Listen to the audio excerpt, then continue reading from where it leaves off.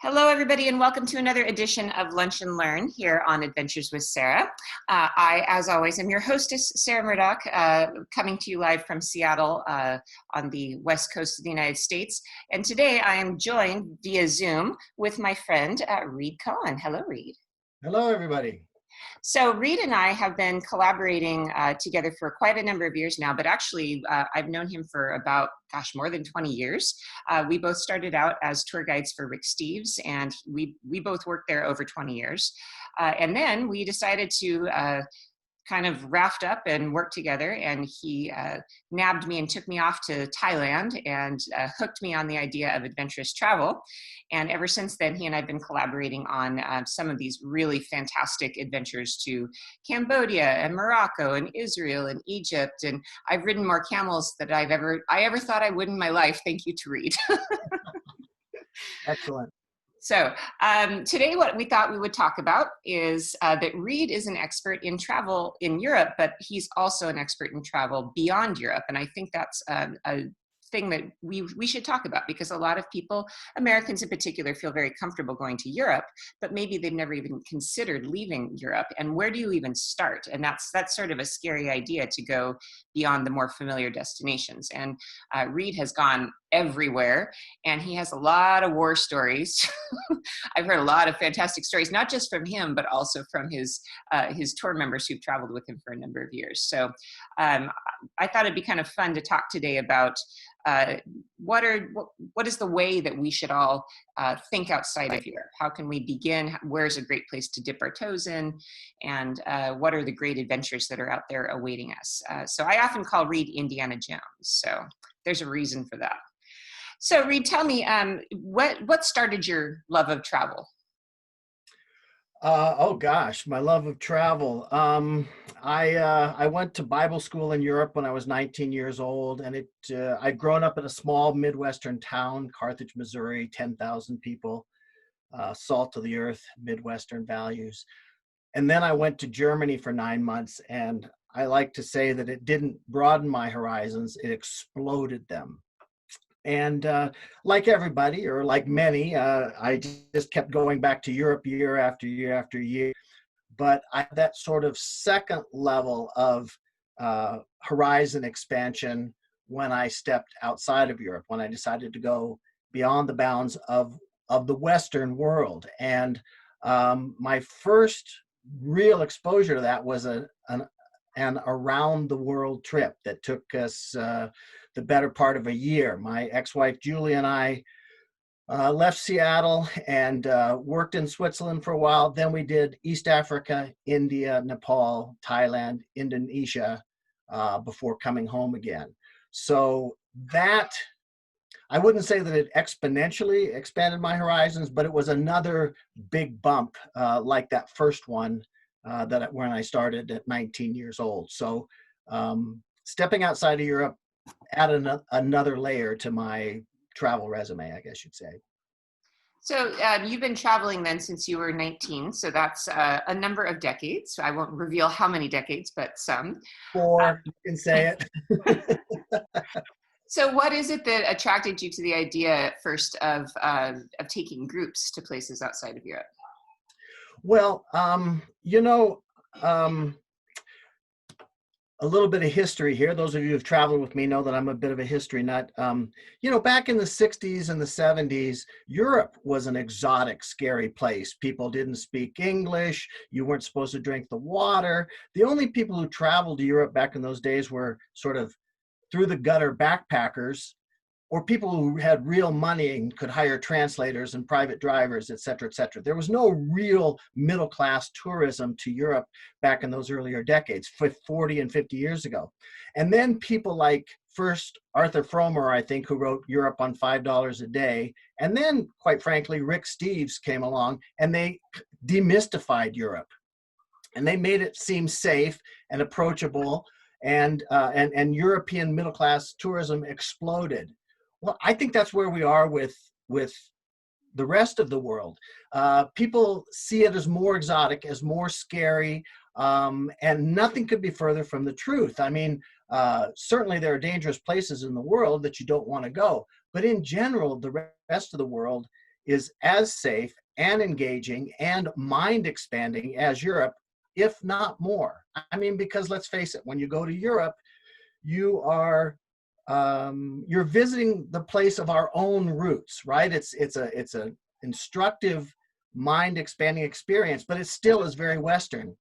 When I stepped outside of the Western world, started traveling in the developing world, in the Eastern world, that really stretched me. And so that understanding how it impacted me in my life, I wanted to share that with my travelers. And so stepping outside of Europe was a natural consequence. What was your first destination as a group tour? Let's see. The first non-European tour we did was Thailand back in 2008. Ah, that was my first one as well. And boy, that is definitely, I don't, for lack of a better way to phrase it, it's definitely the introductory drug. Yeah. Thailand is perfect because it has everything, right? It's exotic, it's non-Western, it's absolutely beautiful in terms of the natural world. The people are friendly and welcoming. It's super safe. It's a great value for Americans. And then in practical terms, it's very inexpensive for Americans, and the tourist infrastructure is excellent. So it's a perfect place to step outside of your Western blinders and see a little bit of the rest of the world. Yeah, and I think that what has been surprising to me as I've been doing these tours with you to more and more exotic places is that so many of these places that I have in my mind, like Morocco, you think about Indiana Jones, you think about, dirt roads and donkeys. And yeah, there are those things, but, Rabat, the city that the tour starts in, is a beautiful city with modern buildings. And I mean, places that I would have never expected to have clean infrastructure, better public transit than Seattle has for sure. So it is really interesting when you get out there and you start seeing that things are not the way they're portrayed perhaps on the news. So of all of the places that you've gone, you've had so many adventures. I wouldn't even know where to begin on those stories, but I remember you've told me a few stories about what you sort of saw as life-changing experiences. I remember once you told me about a trip to Myanmar, for example. So what are some of the outstanding experiences that you've had outside of Europe? Oh gosh, that's a long list. Where should I begin? Let me tell a story about my first time taking a group to Africa. And it's a story of near disaster, which, by the way, is one of those things that makes travel rich, is when things don't go well and how you handle them. But it also has one of those silver lining endings that I think is the reason that it's what charges me up for travel. I had my first group in Victoria Falls in Zimbabwe.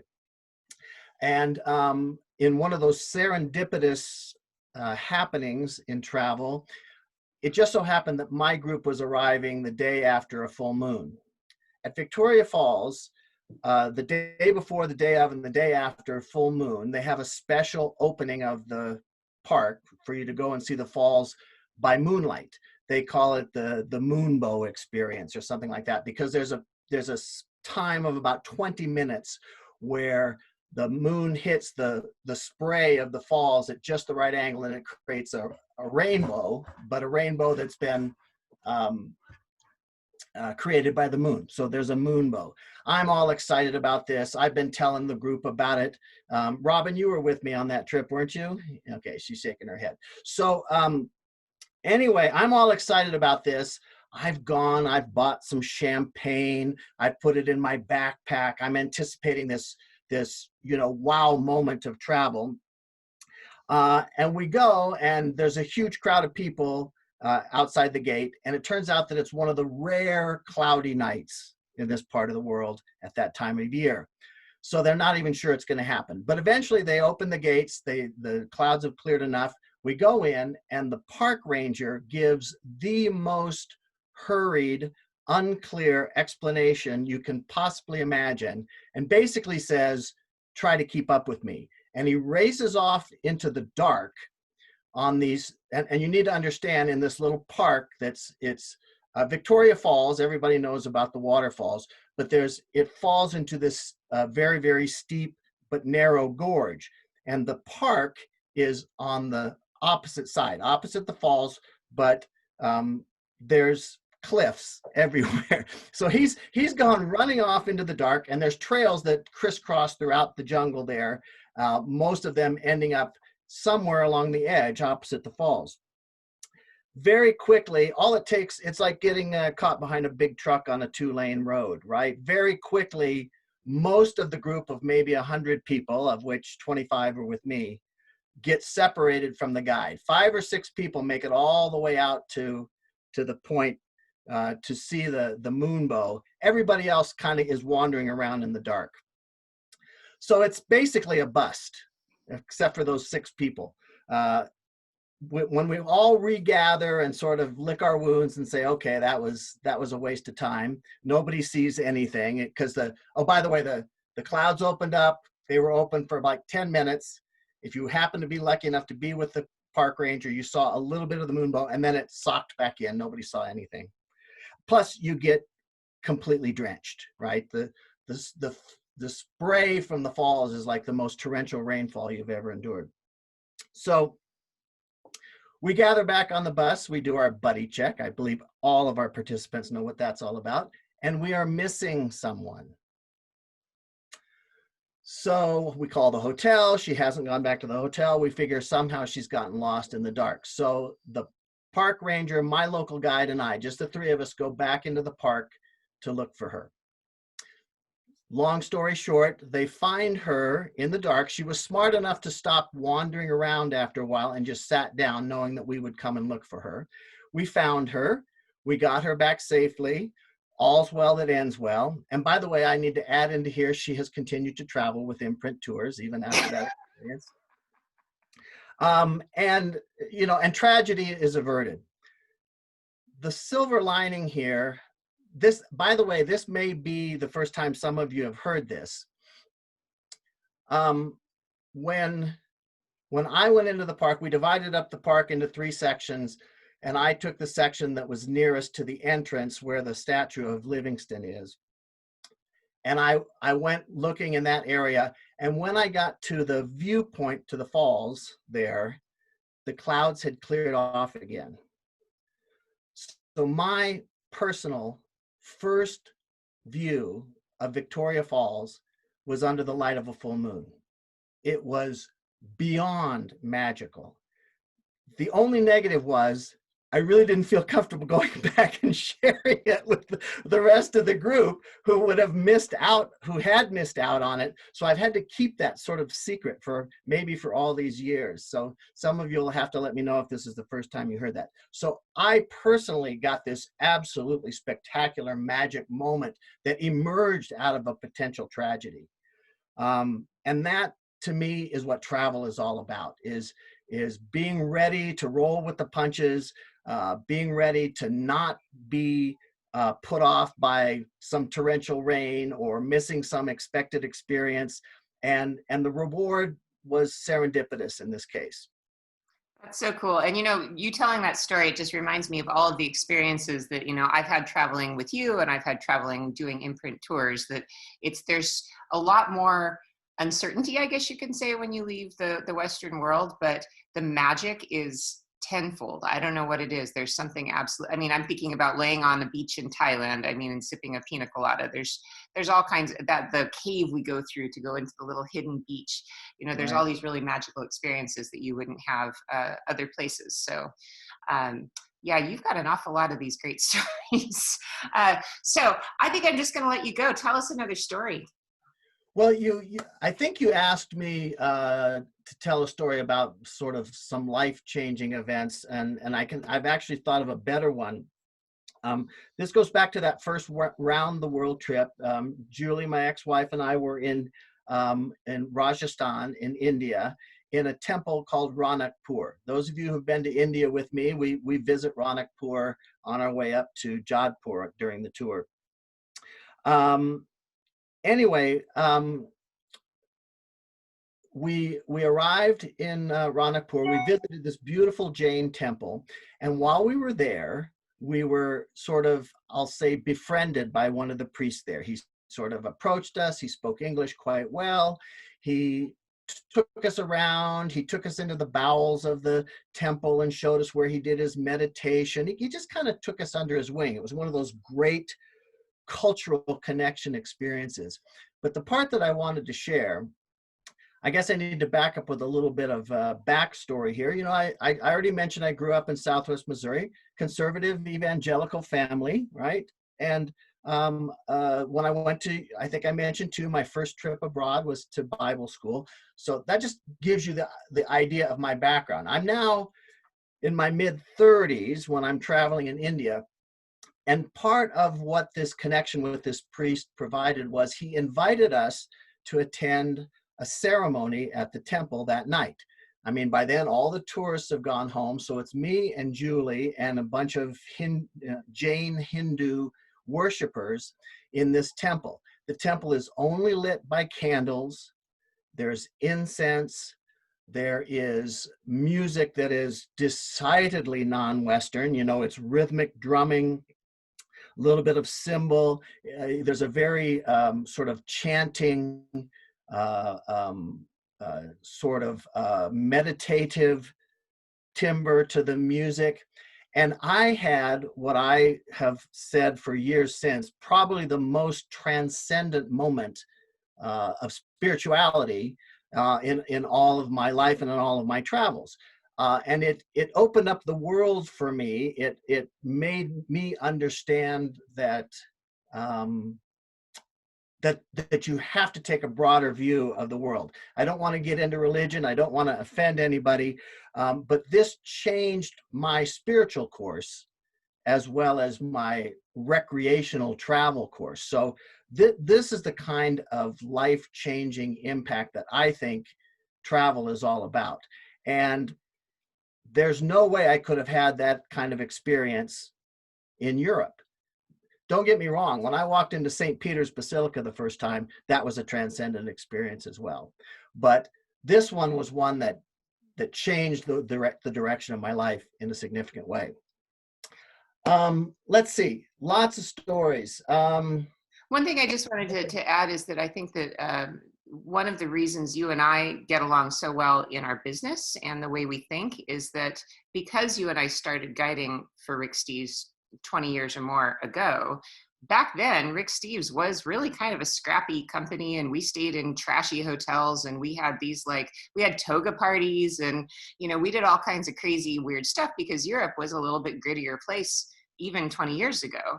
And I think what we both kind of miss is the sparkle of those days, the kind of edginess and backdoor quality. We used to be called Europe through the back door, and we were always looking for those experiences and those things that were not mainstream, getting you down into the marrow of the culture, And I think we always thought of ourselves as kind of rebels, tourism rebels. And that kind of isn't the way Rick Steves is now, and that's fine. That's been a business decision of theirs. But I think for you and I, at least I guess for me, one of the reasons I'm so thrilled to collaborate with you is going to these non-European destinations. We can still do that, We can still have those experiences that are really, I don't know, I'm thinking about when I went to a Cambodian village, with Ken, our favorite Cambodian guide. And we just stopped at a village that was along the road because they were selling honey or something like that. And we got out and we just started talking to the locals, and they showed us their village, dirt floors and huts and, a water pump and all, no electricity. And my son left that experience. He was with me when he was 12 or 13. He was on that tour, and he walked away and he got in the bus and he goes, they don't have anything, but wow, they seemed really happy. And that was, for me, I just felt like I just won as a mom. And what a great experience for people to have, even, grownups, to go and see people that are living a life completely different from yours, but are maybe happier. Who knows? So anyway, that's my life-changing experience that I had thanks to Reid. So continue on, please. More stories.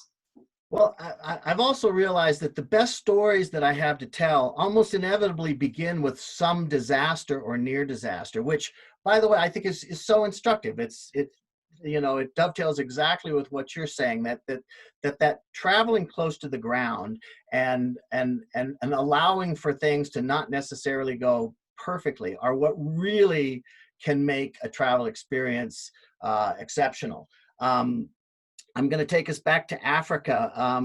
When we did East Africa the first time, we were in the Serengeti, and we were at the tail end of the rainy season. And for reasons that don't need to be explored, our lodge that we'd been booked into was way far in the north of the Serengeti Park, which is immense. And it being the end of the rainy season, the roads were terrible. And what happens in the Serengeti is that the roads up to about halfway from south to north are kept in pretty good shape, even during the rainy season. But after that, they turn into a quagmire. And we, in order to keep costs down, we're traveling in a big safari truck, right? Rather than nice little quick and elusive 6x6 or 4x4 vehicles. We had a big four-wheel drive truck. So those of you who were with me there remember that we ran off into the ditch 3 times on our our drive that afternoon, slipping off into the mud. And it got a little scary because we kept getting delayed. Now, the upside was in Africa, nobody drives past a vehicle in the ditch without stopping to help. So our driver was rather heroic, the way he would dive into the mud and put branches down, and we always got out of trouble. And eventually we got rather late to our lodge in the dark, and it was traumatic for some people. The reason I'm telling this story is, what was the solution? We had the same problem driving out. So I put my head together with our guide and our driver, and we went and found the maintenance people in the Serengeti, and they have one big road grader that they own. And so we just paid them, straight into their pockets, a little bit of extra income for these employees. And when we left 2 days later, we had a road grader that escorted us all the way out to where the roads got good again. And we got stuck 2 or 3 more times, but instead of it being traumatic, everybody would pile out of the truck and cheer when the road grader would pull our big truck out of the mud. We even helped other people along the way. We felt like the guardian angels of the northern Serengeti for that day. And it ended up being, I feel like, a positive experience. Other people may disagree. There are some people who traveled with me on that trip that I've never seen again. Well, and I told you, Reid, when I was in Morocco last year, I was laughing myself silly because we had no problems at all. And all the people that have traveled with Reid kept saying, when's something going to go wrong? I was like, what do you mean? They're like, something's going to go wrong. I just know it. And one day, one of the trucks in the Sahara got just stuck for maybe 5 minutes. They had to get out the blocks and stuff to try and get it out of a dune. And all of Reid's people got out of the cars and were hooping and hollering, and they were so excited that there had been a disaster. And all of my clients were like going, why are they so excited? So yeah, there is always the edge of mystery in every Imprint tour that just can't be replicated in any way, isn't there? Yeah. And I do have to make a plug right here. I do have a cherished group of alumni travelers that kind of like that idea of being the trailblazers. They understand that value. They know that whatever mess we get into, I'm going to figure out a solution. And they love going along with me when we're breaking ground on a new itinerary. And that's where a lot of those things happen. So yeah, and I have my crack team of closest tour members, Rochelle and Kip and Wanda and Paul, and the people who I'm like, hey, let's go jump off a cliff tomorrow, and they're like, okay. Kind of, I mean, not literally, but it's so nice to have people that trust you and that they know that you'll make it work. And we always have such a good time together because it is experimental in some ways. I think the stuff you and I are doing, it's all a little bit experimental, but I think it's I guess for me, what we're doing is sort of doing the holy grail of tourism in my view, which has always been, how many times have I done a tour of Venice, Florence, Rome? Like a ton. But what I've always wanted to add into it was the spontaneity. And I think that you and I really get that with the tours that we're doing together, the spontaneity, right? Because that's the thing that's missing from group travel is spontaneity. And I think that the travel gods, the synchronicity of the universe, however people want to define it, I think that's a real thing that comes to bear. And when people have that attitude of, I'm here to have a good time, it's going to be an adventure, I'm not going to let things get me down, those sort of spontaneously good things do happen to those kind of groups. And I have to say it, it's only anecdotal, but after 20 plus years of guiding in Europe and abroad, the people who come onto tours that are fearful, that that expect bad things to happen, it does for them. It's almost universal. The people who start a tour expressing that and putting that out, they're the ones that have things not go well for them. That's just a little plug, I guess, for the right kind of travel attitude. I can think I've got another tale of woe that turns out well to tell, or maybe I could get Larry Weyer to tell it because he knows what's coming. But very quickly before I tell that story, I want to tell a shorter one about that serendipitous experience. You, Sarah, and many of your travelers know A from Thailand, right? Yes, Our I talk ace to her all the guide time. in Thailand. Yeah. So the last time that I did a tour in Thailand, that might have been the one that you came along for at the beginning. Yeah. I knew when I was finished in Thailand, a couple of months later, I was going to be traveling to China with my first group in China. A had planned a trip to China as well. So I don't want to set this up as something completely mysterious. We both knew months ahead that we would both be in China at the same time. So when I got home, got my schedule out, we compared schedules and were disappointed to find out that we were not going to cross paths anywhere. So fast forward, I'm in China, I'm traveling first with my daughter, Maya, that you've worked with, Sarah, and then, and that many of you of my clients know, and then with the group. And I was texting back and forth with A all along the way. We were comparing notes about the things that we were seeing, that we were both seeing, but not at the same time. And the day before we arrived at the Great Wall, I started to suspect that maybe we were wrong, that we might be going to cross paths, but I never got a response from her. We were staying in a little bitty village up by the Great Wall of China to have that better experience of getting away from the crowds that come direct just on day trips from Beijing. And my group arrived, we checked into our little guest house, and we were walking down the street to get a little bit of an orientation, and a little minibus came along. We had to step aside to get out of the way. And someone from my group recognized that A was on that bus. And she called out to A, and A hung out the window. And I literally, if anybody was with me, you can attest to this. I jumped out in front of the bus and stopped it in the street. The Chinese driver was yelling at me, and I would not get out of the way because I didn't know where they were going.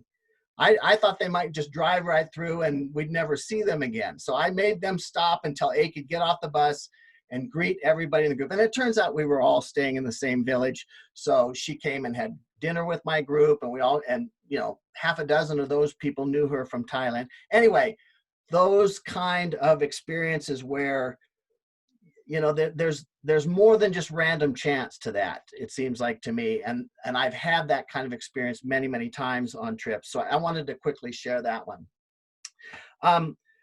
My last, well, I won't promise, but another disaster story that turned out okay had to do with when we went to see the mountain gorillas in Rwanda. We arrived there, we've got our group. By the way, there were all kinds of things that went wrong on those 2 days. I'm not even going to tell half the story.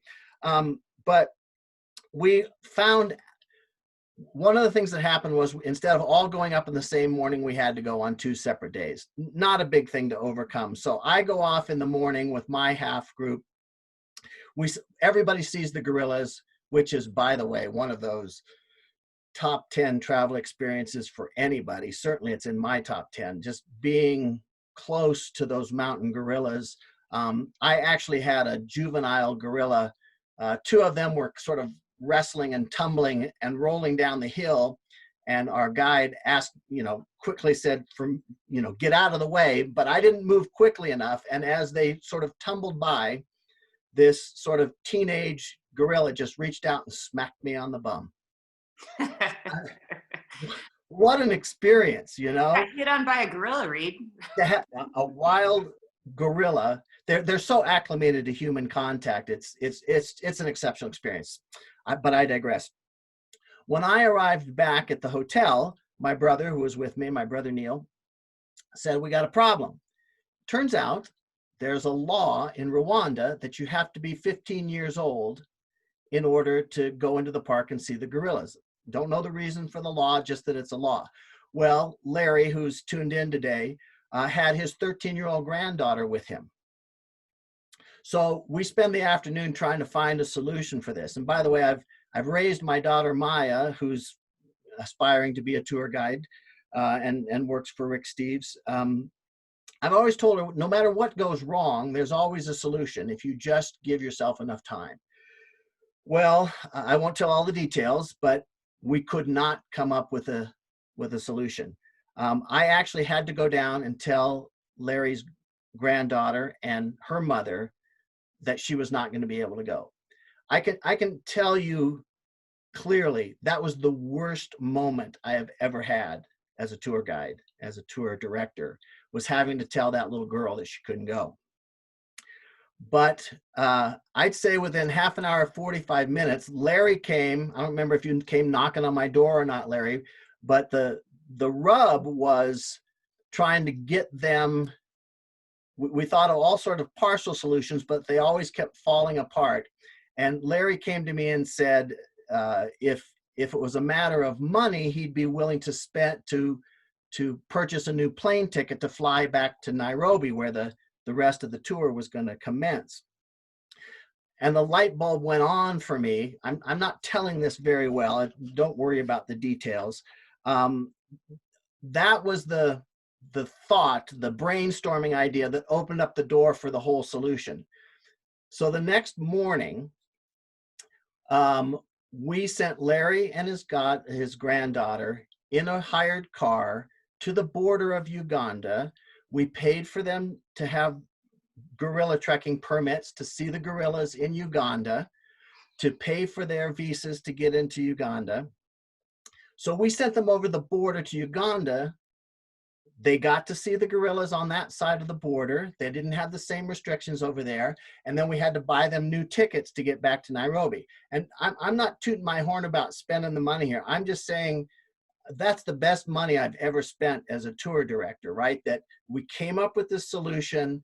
She got to see the gorillas and everybody was happy. So that's one of my favorite travel stories to tell because of the great outcome, even though it was excruciating before we got to that solution.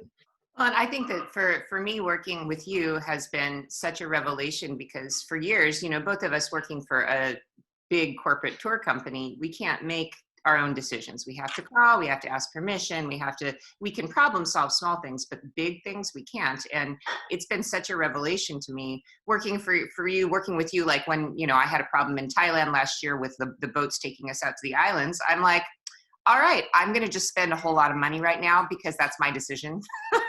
And for me as a business owner, and it's just, I don't know, it's changed my life and my view of the work I do, having the autonomy and the ability to just solve the problems and not have to ask permission. So I totally agree with your story. The feeling of having resolved problems on your own, I don't know, that's one of the most gratifying parts of our job, I think. So one of the questions I wanted to ask you, and I was hoping you could help people with, is that if people out there are looking to get outside of Europe and spread their wings a little bit, what are some top destinations that you have in mind for that would be easy for people who maybe, are a little hesitant? Well, we already talked about Thailand, so I will just mention it again, that really is an ideal non-Western destination. I'd say that Morocco is another one. You mentioned Morocco earlier. Great infrastructure, friendly people, super safe. And I think very, very importantly in this day and age, a moderate Muslim country, right? And at a time when there's a lot of animosity towards the Muslim community, at least the radical Muslim community, I think it'd really be important for Americans to experience that kind of moderate Islamic country, and very easy to travel in. So that would be a good choice. Israel, that you and I were just in Israel together, Sarah, with a group, and Israel is fairly Western. I guess it doesn't fit the profile perfectly, but because of that, again, infrastructure, safety, everything is easy for Americans in Israel. I'll just add one more. We did our first tours in Peru about 18 months ago, and that is a country of such amazing and diverse experiences. And even though it's South American in culture, that Spanish influence means that there was some Western influence there as well. That's a pretty easy culture to move around in as Americans. So I guess those would be my choices for first timers splashing out beyond Europe. That's it. And actually, I wanted to just point out that Reid and I are still planning to offer tours next year. We don't know what the situation will be, but we're going to reduce group sizes, and we're going to put some protocols into place for pandemic planning kind of stuff. But Peru is definitely on tap for me next March. I think we decided, right? March. Sometime in the spring. Yeah, I think it was March, April, and also Patagonia. Those are two tours that we are still definitely planning to do.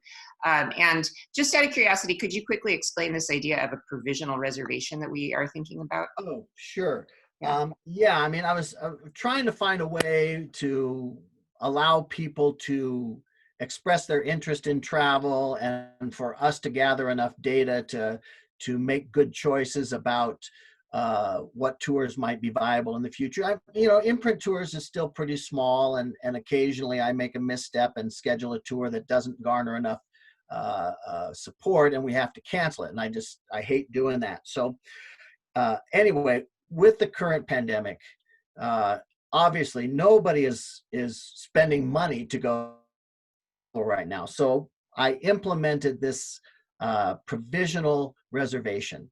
And what that is simply, if you go on the website, see a tour that we have scheduled for 2021 and beyond, that you're interested in, we will hold a place for you simply with an email that specifically states, I'd like to make a provisional reservation.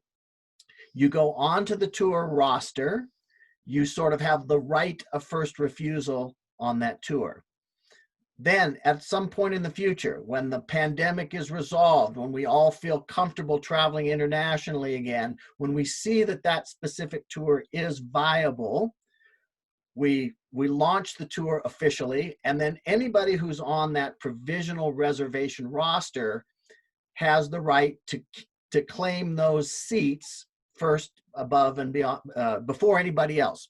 So you have, we send out an email to everybody. This tour is a go. You have 2 weeks to make your provisional reservation an official reservation by sending the $400 deposit, or if we're within 8 months of the tour, you might want to pay in full. But you make your provisional reservation an official reservation at that point. And in that way, you've sort of claimed your seats on a tour until you decide to give them up. If at that point, when the tour goes live and is official, if you aren't comfortable with the situation, be that the pandemic or the economics or anything else, you can just bow out without consequence. But if you are ready to go forward, your seat has been reserved for you. And in that way, people can make a commitment without a financial commitment, without that sort of risk, and we can assess better what tours are viable going forward. Does that make sense? Yeah, it does. And I think that's a reasonable, I mean, I absolutely agree with that plan, because we do want to make sure that people have the opportunity to at least plan for next year. And we're going to kind of look at what destinations we think are workable for next year. So Morocco for sure, I'll do at least 2 Moroccos next year, most likely, as long as the conditions are right for that. But, you know, the other thing we like to do, Reid, is we like to take requests. So what are the requests? What are the things that are coming up? What destinations do you think you'd like to offer in the future that maybe you haven't yet? Oh, well, in terms of new destinations, Japan is the big one. I did a little quick survey, I don't know, 6 months ago, and there was an overwhelming response of positive support for the idea of Japan tours. So those are on the horizon. I've always wanted to do Southern India. I've had 2 successful groups go to India, and almost everybody that's been to Northern India would like to see Southern India as well. So that's on the horizon. And then my personal favorite is a tour that I like to call China Off the Beaten Track, China OBT. Because virtually everybody who goes to China, whether that's with Imprint tours or any of the other tour companies in the world, they're basically doing the same things. They're going to Beijing, they're seeing the Great Wall, they're going to Xi'an and seeing the Terracotta Warriors. They're probably going to Chengdu and seeing the pandas, Hong Kong, the Yangtze River cruise. You know, it's a pretty cookie cutter itinerary that happens in China. And by the way, that was a tour that absolutely blew me away. I really, really loved the tour that we did of China a few years ago. But before and after that tour, I was traveling on my own, first with my daughter Maya, and then just all by myself for several weeks. And the things that Maya and I did, and the things that I did after that tour, were so much more spectacular in my mind than the things that we saw on the tour. The things that everybody knows about are amazing, but the things that people don't know anything about are even more spectacular. So I am really excited about offering a China Off the Beaten Track tour. Now, we had targeted that for 2022. The whole pandemic has thrown any sort of long-range planning into flux. So everybody will need to be flexible in terms of seeing how these things unfold and when we decide to do them. And of course, we'd already made the decision to go back to do the regular tour of China, the Northern India tour that we'd done before. We had those on the schedule for the fall of 2021. We have to wait and see about that. Yeah, because I was going to do the India tour at the fall of next year, but I think I want to kick that down the road a little bit. But as far as I'm concerned, I definitely want to get back to Egypt, because that was spectacular. I mean, I think that was one of the most spectacular tours I've ever done. I mean, Egypt is amazing. And if I can tell one super quick anecdote that doesn't involve a disaster, please, but embraces making us look bad, Reid. another important element of travel. I took my first group to Egypt in 2016, and that was not that far removed from the Arab Spring, and it was a tough sell. It was only my hardiest, most intrepid regular travelers that went, and quite frankly, everybody that went on that tour had to sort of face down their family and friends that thought they were insane to go to that part of the world when things seemed still unsettled enough and unsafe enough. They really had to rise above that. But the payoff was, everywhere we went in India, we were almost the only ones there. We got treated like kings. We had private security everywhere, which of course you still had even just a couple of months ago. But we just, with the one exception of Karnak Temple, because that day there happened to have been a cruise ship that came. Everything that we did, when we were in the Valley of the Kings, when we were at the Temple of Hatshepsut, there was only our group and a handful of others. The quick story is, when we got all the way up to Abu Simbel, all the way down, I guess that's down, to the south of Egypt, above the High Aswan Dam, we were able to all get up and go at sunrise in the morning. And my group were the only people at Abu Simbel as the sun came up, which, as you know, shines directly on those huge figures that faced to the east. And I want to make sure that I'm crystal clear here. I'm not exaggerating. When I say we were the only people there, I don't mean we were the only people there except for 5 or 10 or 20 others or one other tour group. I mean, we were the only people standing in front of that temple at sunrise. It was easily a top 10 lifetime travel experience for me. And I see it as that reward for being intrepid, for addressing fears in a rational way instead of a fearful way, to see risk in a rational way rather than a fearful way.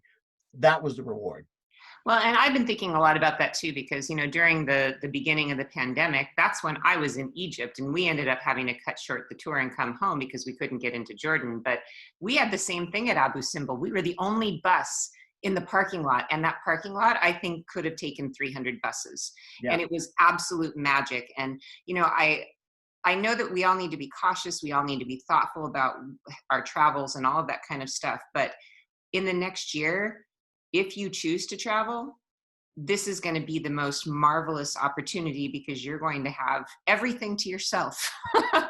If you were able to get, I mean, I don't know if Americans are going to be let in anywhere, but if we are, the next year, gosh, I remember like the years after 9/11, the same as you do, that fall, October of 2001 was just an incredible time to be anywhere, because we were the only tourists. We had every museum to ourselves. Right. And so just something to kind of put in the back of your mind as a way to look at this. This could actually help to limit the crazy mass tourism that the cruise ships especially have been, you know, putting onto all of us. So I've had a few questions, some people asking about, some people that have never been on a tour before asking about how many people are in our groups.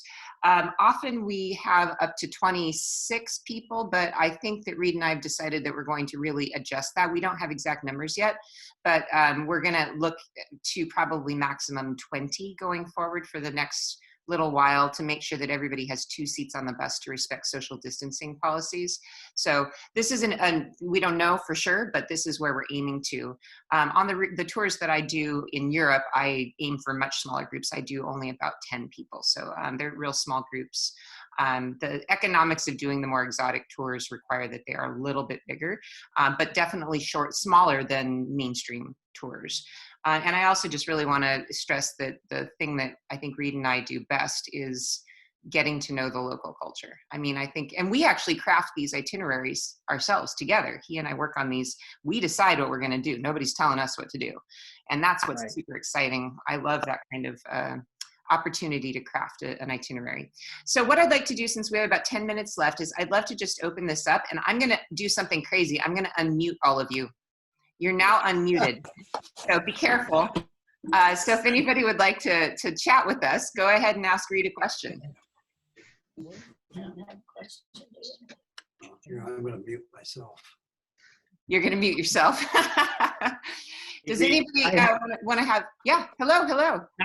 I have a question. My name is Bob Richardson Reid. I traveled with you in Italy in 2017. Hey. I actually put a question here. I typed it, but I'll just say it out loud. I'm sure everyone can kind of agree with the fact that before we go to the big tour, we prepare for it, right? We prepare for packing, we prepare mentally, physically, you know, for a big trip that's coming up. I tend to do it the same way every time when I go with Rick Steves in Europe. Is there anything different about preparing for a trip outside of Europe than in Europe itself?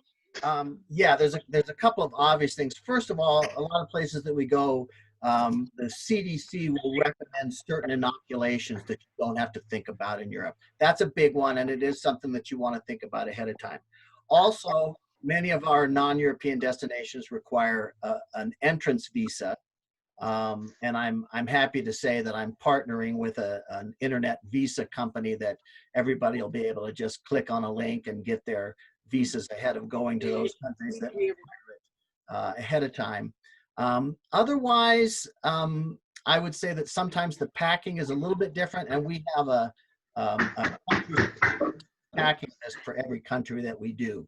So, but those would be minor things, you know, like when we visit Thailand and Vietnam, I suggest that people might want to have some step in, step out sandals, or even some grubby old socks for visiting temples, because they make you take your shoes off all the time. So just little quirky things like that. But otherwise, I would say inoculations and entrance visas are the two big differences. And we typically also send out a list. Oh, hey, look at that. Why don't we do that? I'll mute you guys again and raise your hand. I have a raised hand from, let's see, it's Michael Hare. I'm going to go ahead and unmute you somehow. Come on. Unmute. Unmute. Or maybe I won't. Let me try again. Hi. There we go. Hold on. Oh, almost. There you go. There. Hi, Sarah. Hi, Reid. I'm Teresa Hare with my husband, Mike. We have signed up provisionally for the Greek Islands tour for fall 2021. Is that still happening? Oh, Reid, I muted you. Unmute yourself.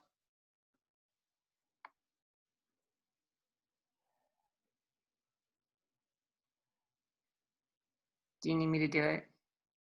Hold on, hold on. There you go, you're good. Thank you. Hey, Teresa, as far as I know, I mean, that is a year and a half away. You know, please, my lips to God's ears, let's hope it's resolved and it's do that. But who can say when this is really going to be over, when we're all going to really feel safe enough to go? Before your provisional reservation hold, when we decide to make that tour go live, you'll have that opportunity to stay on board or jump off. Okay, thank you. Sure. All right. Anybody else have a comment or question? Go ahead and raise your hand and I will unmute you. Let's see. In the meantime, I just wanted to kind of mention some of the other stuff that Reid and I have cooking up. So we are going to try to do next year the Patagonia and Peru. I'm going to do those, hopefully, cross our fingers. Morocco, probably one in the spring and one in the fall. And then maybe something if conditions look right at the end of the year. We were talking about India, but we have some other ideas as well.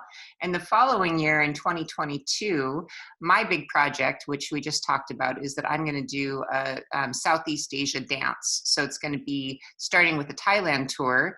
And those of you who haven't been on the Thailand tour can do that. But those of you who have, A and I are teaming up to come up with a new itinerary that we would like to invite people who've been already to Thailand to come and do, which will be northern Thailand and Laos, and then dance into Cambodia to do a longer length Cambodia tour, and then finishing in Myanmar. So this is my little dream project right now of doing a really beautiful dance through Southeast Asia. So that's what I've got on the project boards right now. So. If I can put in a plug, I took a small group to Myanmar about 4 or 5 years ago, 2015. Spectacular. Myanmar is, I know it's a little scary, people don't know as much about it, but for those of your travelers that are truly intrepid, that will be an experience they'll never forget. Amazing. Cool. I mean, what makes it amazing? I mean, a lot of people don't even know about it. Oh my goodness. The temples are spectacular. The people, it's a site-driven place, right? Shwedagon Pagoda in Yangon is off the charts. There's a place called the Golden Rock where this boulder sits precariously on the edge of a cliff, and they've turned it into a temple. They've painted it gold on top. And it's a pilgrimage destination, and you have to wind up this hill, and the mysticism of that place is palpable. You can taste it, you can feel it. There's a place called Bagan that was an ancient civilization, and I'm not exaggerating, thousands of temples or pagodas or chetties abandoned, just spread out across the plains.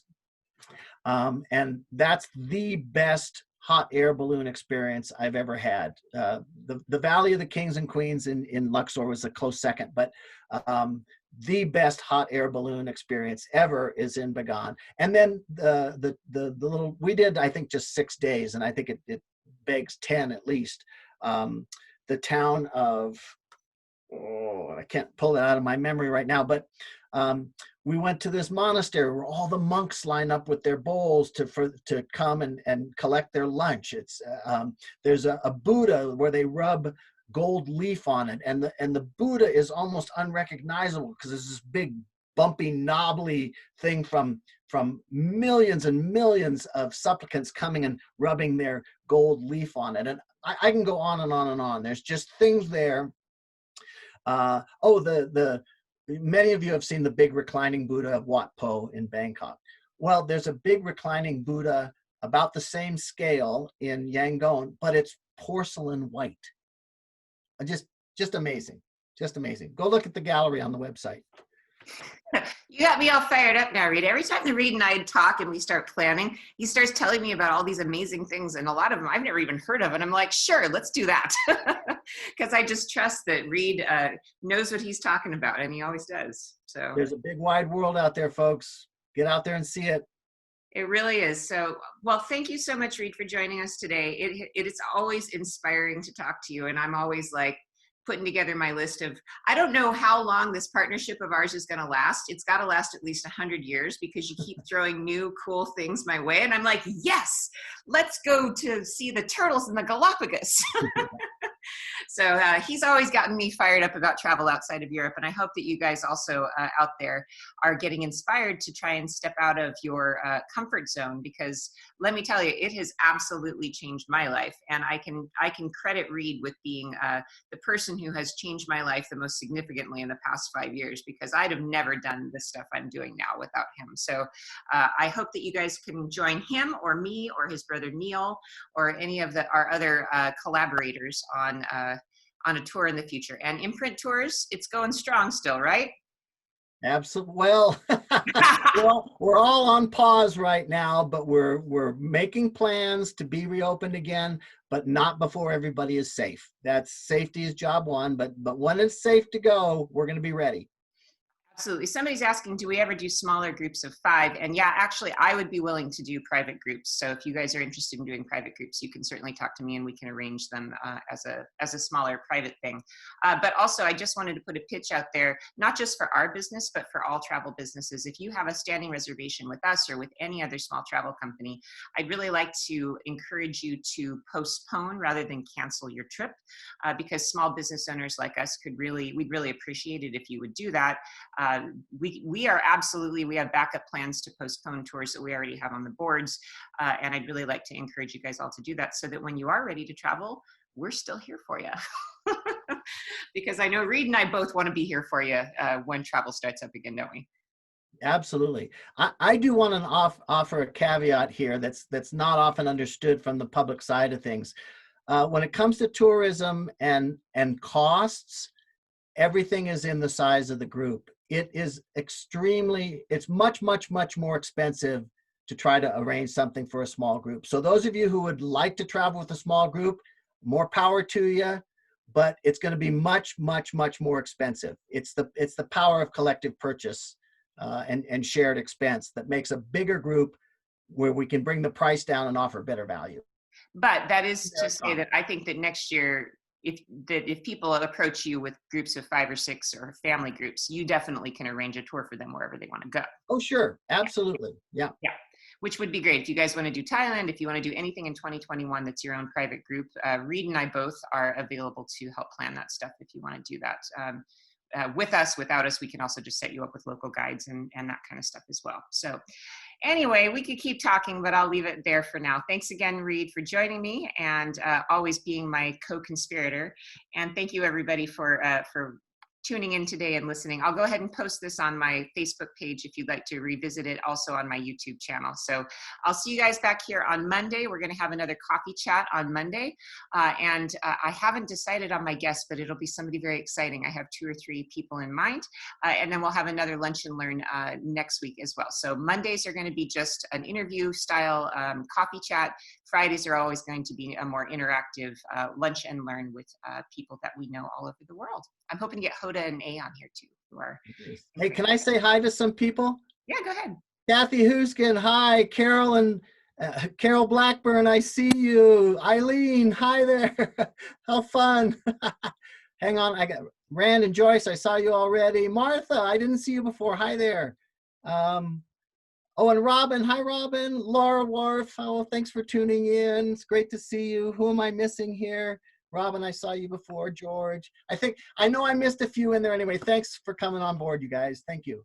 And if you haven't noticed, Reid and I, the people that have traveled with us, are like family. So this is like a family reunion more than anything else. So, all right, my friends, we'll see y'all later. I'll see you this weekend for Cucina Quarantena, and we'll see you on Monday for Coffee Chat. Ciao. Bye-bye.